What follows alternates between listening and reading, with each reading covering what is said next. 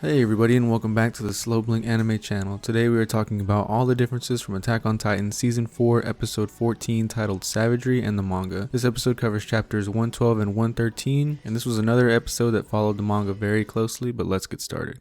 The episode starts off with a recap of the previous one, and new content starts after the opening. The first cut lines are from Eren when he talks to Armin about his memories. The anime doesn't include him telling Armin that having his judgment clouded is worse for Armin since he advises Eldia and he is a holder of a Titan power. Eren also says that Armin wasn't soft like this before and that his judgment always led them to the best answer. He even mocks Armin by saying all he wants to do now is talk and he's useless. Next, when Mikasa chimes in to defend Armin, Eren has a line cut of him saying that ignorance is the furthest thing from freedom as he refers to Armin. Moving on, some major information about the Ackermans is cut from the anime. He says that the Ackermans are a product of Eldian tests and that they maintain a human form but can manifest the powers of the Titan. This would explain why Mikasa, Levi, and Kenny stood out so much compared to the other characters. Also cut is that not only did Mikasa gain the power when her instincts awakened, but she also gained the combat experience of all the Ackerman ancestors through paths as well. Continuing with the cuts is a line from Eren further hurting Mikasa. He tells her that the real Mikasa disappeared in the mountain when she was 9 years old and that all that's left of her is the faithful Ackerman's servant. Lastly, we get an added scene in the anime of Eren throwing Armin after he punches him.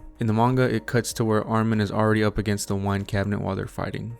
The scene continues the chat from the last episode and it leaves out some dialogue from the manga. After transferring the Beast Titan to a random Jaegerist, Levi planned on feeding the new Beast Titan to Historia after she had given birth. They voiced their concern about an attack during the months they would have to wait, and Levi says they will attack Marley if they do have to buy time. He ends it by saying that he's tired of Zeke controlling the situation that we're in right now. The next part follows the manga pretty much panel for panel until we get to the part where Zeke is retreating. In the manga, we get to see Zeke as he calls the three Titans to carry him away, and then also some lines were cut of him saying that he didn't want to have to do these things. Zeke also is more detailed in what he means by the world will soon be upon this island in the manga. First, he mocks Levi and says that they've seen so little of the world and they don't understand how different it is. Then there's a big panel cut of ships heading in one direction and Zeke telling himself that the Eldians were mistaken about Liberio and that it wasn't a true success. Again, he says they don't understand what that means as we see a panel of many troops rushing the shoreline. Next, when talking about Levi's mistakes, the anime only shows Zeke, but in the manga there is a panel of Levi being covered in blood.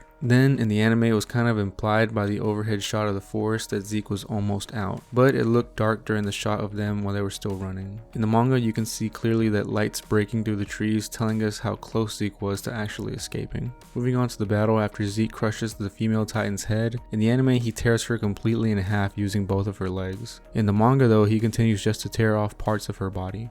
Lastly, for this scene, as Levi lifts up Zeke, we see the terrible shape he's in, but it happens to be censored also. In the manga, we see all the damage and Zeke's insides are falling out as he's lifted up by Levi.